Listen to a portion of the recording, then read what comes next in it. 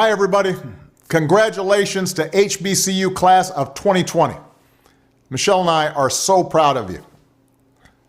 Graduating from college is a big achievement under any circumstances. And so many of you overcame a lot to get here. You navigated challenging classes and challenges outside the classroom. Many of you had to stretch to afford tuition. And some of you are the first in your families to reach this milestone. So even if half this semester was spent at Zoom University, you've earned this moment. You should be very proud. Everybody who supported you along the way is... This is a real disappointment. But I want to put this in greater context. You're alive. You're breathing. You acted in a way that protected others, and you sacrificed for the greater good. You're doing the right thing for the right time, and your humanity is something to celebrate too. I know the obstacles you had to overcome to reach this point. I know you will also face many more, but here's the good news. Every time you step over a hurdle, you create muscle memory, which will serve you for the rest of your life. The perspective you're gaining from this historic health crisis comes at a pivotal time in your lives. This means there's a greater chance you'll hold on to it. Like the Depression-era babies who internalized the use it up, wear it out mantra. By the way, my mom was one of those Depression babies, and I never saw her pass up the opportunity to take an extra tea bag or 10 from a restaurant. Every college graduate has to make an adjustment from school to real life. It just so happens you're doing it at a time when the whole world is adjusting. We didn't have a choice to accept this challenge, but we do have a choice to make the most of it. You've proven you can conquer things. Now go out and do it again. But first, stay in.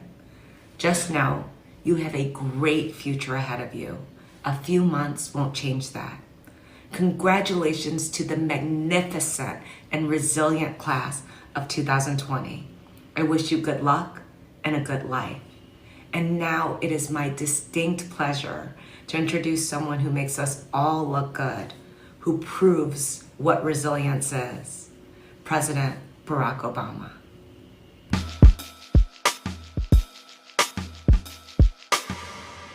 Hi, everybody. Congratulations to HBCU class of 2020.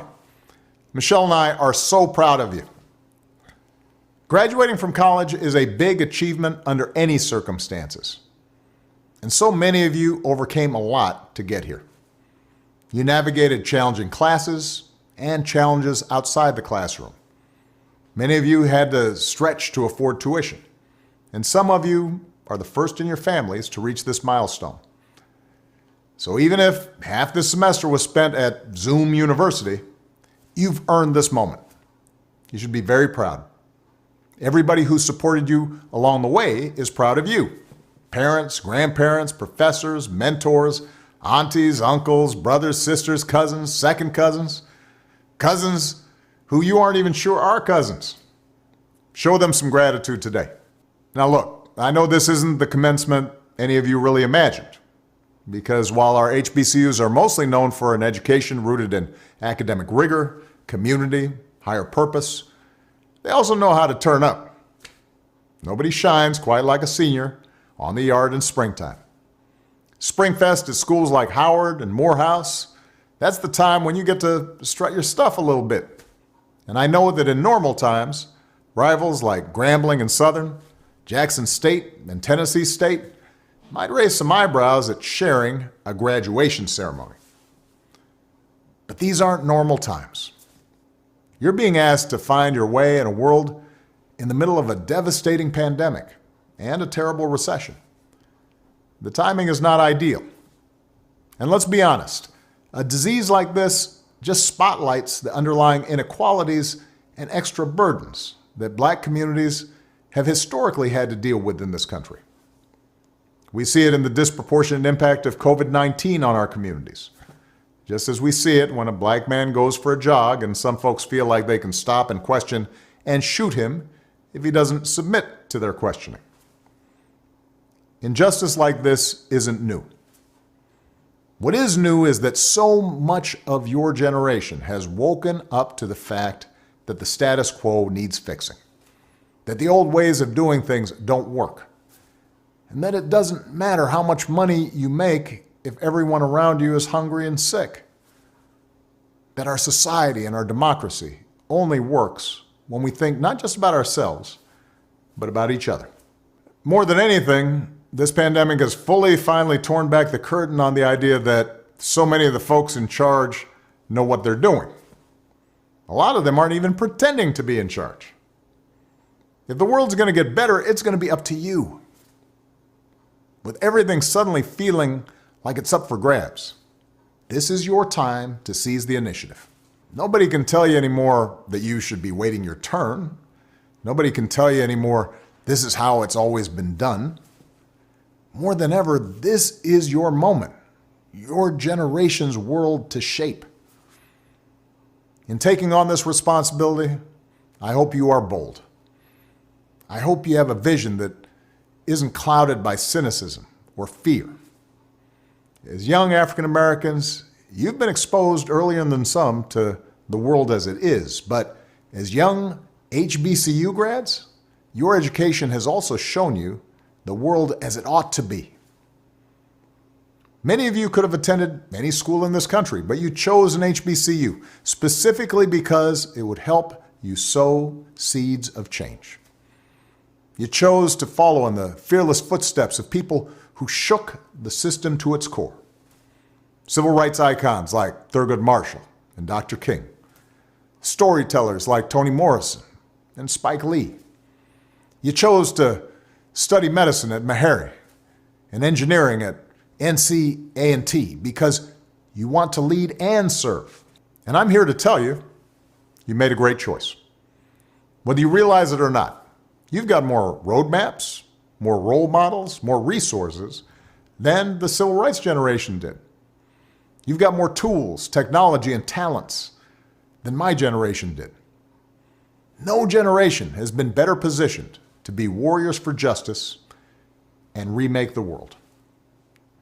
Now, I'm not going to tell you what to do with all that power that's in your hands. Many of you are already using it so well to create change. But let me offer 3 pieces of advice as you continue on your journey. First, make sure you ground yourself in actual communities, with real people, working whenever you can at the grassroots level. The fight for equality and justice begins with awareness, empathy, passion, even righteous anger. But don't just activate yourself online. Change requires strategy, action, organizing, marching, and voting in the real world like never before. No one's better positioned than this class of graduates to take that activism to the next level. And from tackling health disparities to fighting for criminal justice and voting rights, so many of you are already doing this. Keep on going. Second, you can't do it alone. Meaningful change requires allies in common cause. As African Americans, we are particularly attuned to injustice, inequality, and struggle, but that also should make us more alive to the experiences of others who've been left out and discriminated against. So rather than just say, what's in it for me, or what's in it for my community, and to heck with everyone else, stand up for and join up with everyone who's struggling, whether it's immigrants, refugees, the rural poor, the LGBT community, low-income workers of every background, women who so often are subject to their own discrimination and burdens and not getting equal pay for equal work. Look out for folks whether they are white or black or Asian or Latino or Native American. As Fannie Lou Hamer once said, nobody's free until everybody's free.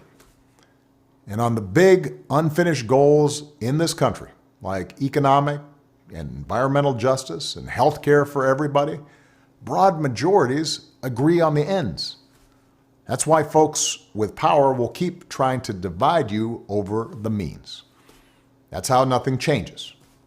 You get a system that looks out for the rich and the powerful and nobody else. So expand your moral imaginations. Build bridges.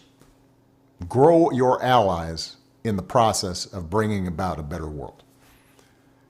And finally, as HBCU graduates, you have to remember that you are inheritors of one of America's proudest traditions, which means you're all role models now, whether you like it or not. Your participation in this democracy, your courage to stand up for what's right, your willingness to forge coalitions, these actions will speak volumes. And if you're inactive, that will also speak volumes. Not just to the young folks coming up behind you, but to your parents, your peers, and the rest of the country. They need to see your leadership. You're the folks we've been waiting for to come along. That's the power you hold. The power to shine brightly for justice and for equality and for joy. You've earned your degree. It's now up to you to use it. So many of us believe in you. I'm so proud of you. And as you set out to change the world, we'll be the wind at your back. So congratulations, class of 2020. God bless all of you.